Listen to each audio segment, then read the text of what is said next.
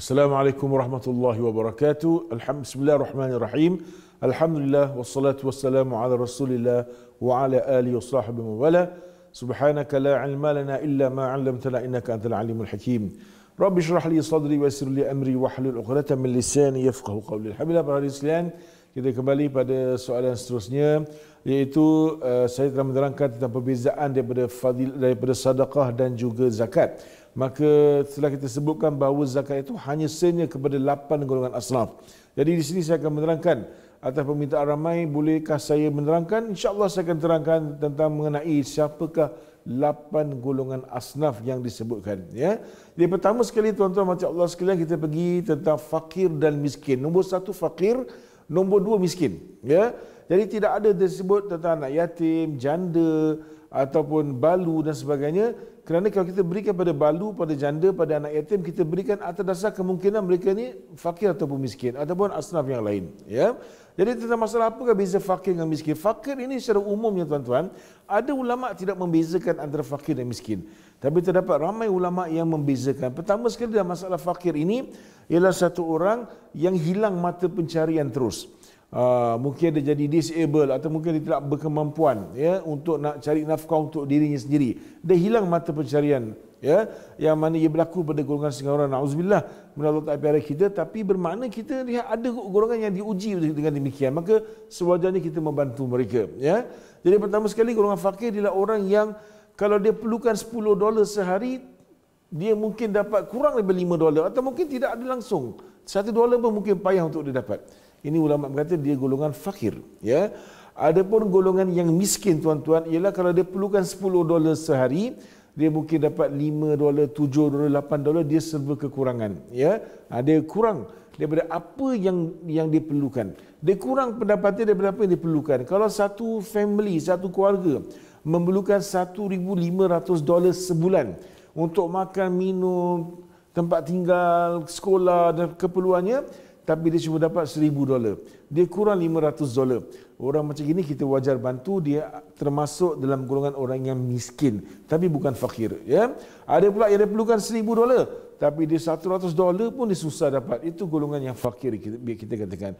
Tapi tak kurang juga ada ulama yang tidak membezakan ya. Baik, yang ketiganya ialah golongan amil. Golongan amil siapa tuan-tuan? Golongan yang orang-orang yang ada kepakaran, kepandaian ya, yang mereka diberikan tugas amanah untuk menguntip zakat. Mereka yang kutip, mereka yang kira, mereka yang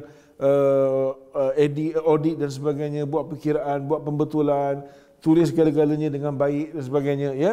Ini ada golongan-golongan yang dinamakan amil ya. Jadi amil ini memang mereka layak mendapat zakat.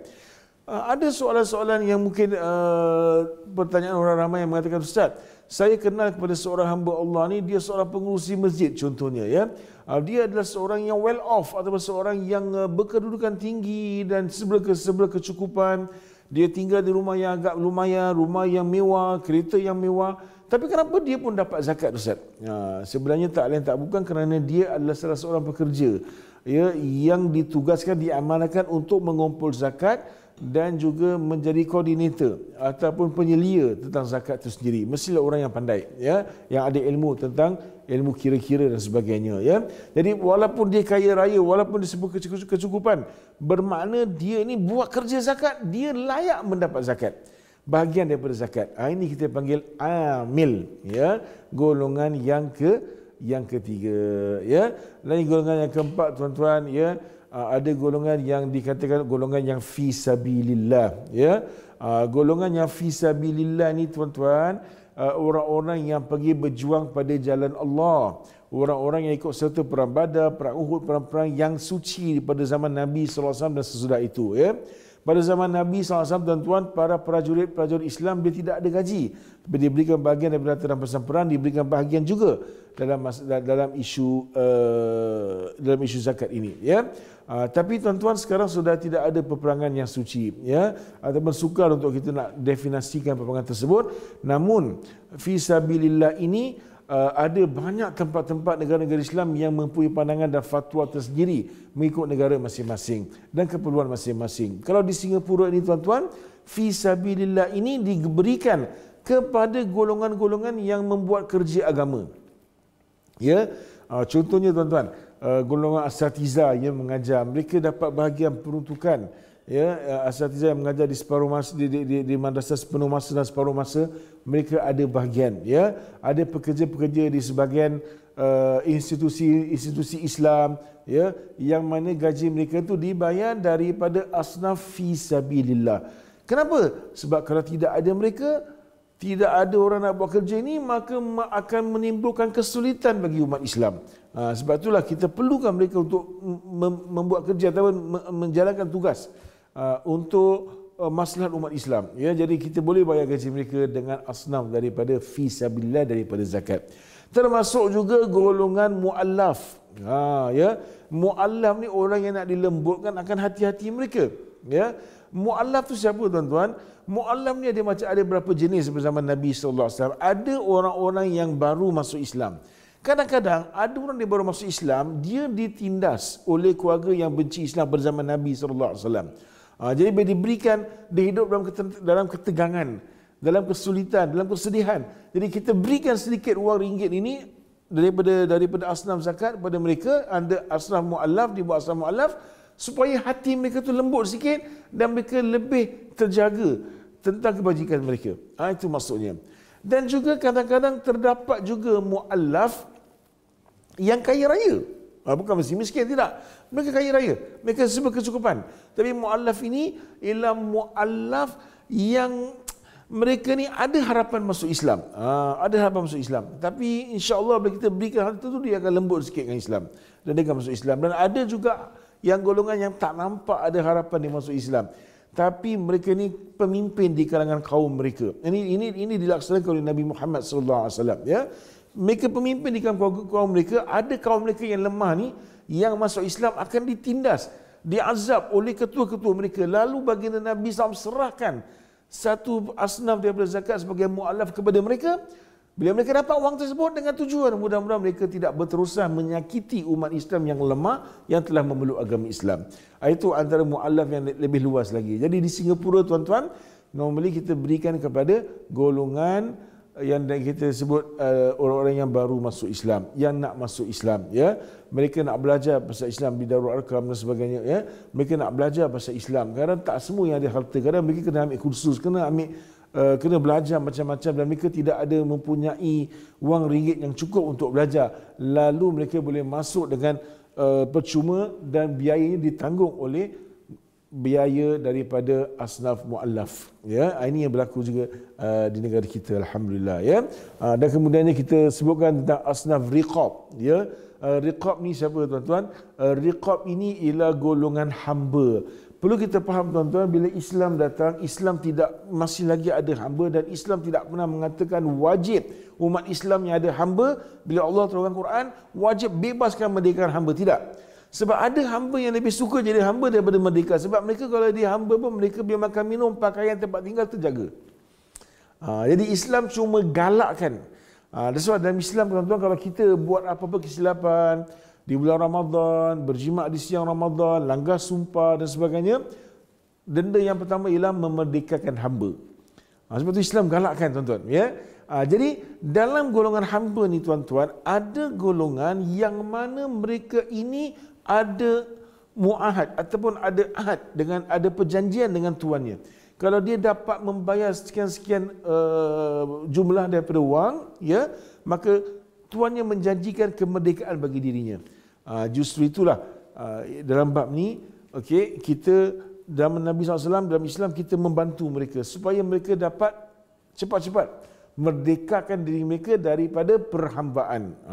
Ya, sebab orang hamba ni dia tak memiliki dirinya sendiri. Namun pada hari ini tuan-tuan, sudah tidak ada bab riqab, tidak ada bab hamba lagi. Sekarang ni kita tengok, kalau kita belajar kitab-kitab fikih, contohnya fikih yang paling masyhur pada hari ini, Al-Fiqhul Islami wa Adillatuh, Dr. Wahab Az-Zuhaili, yang membahaskan semua bab, ya, berbelas-belas jilid. Namun satu bab yang tidak disentuh, dan beliau telah terangkan awal-awal lagi. Apa itu? Iaitu bab dalam masalah hamba. Hamba sudah tidak ada, sudah tak praktikal, ya.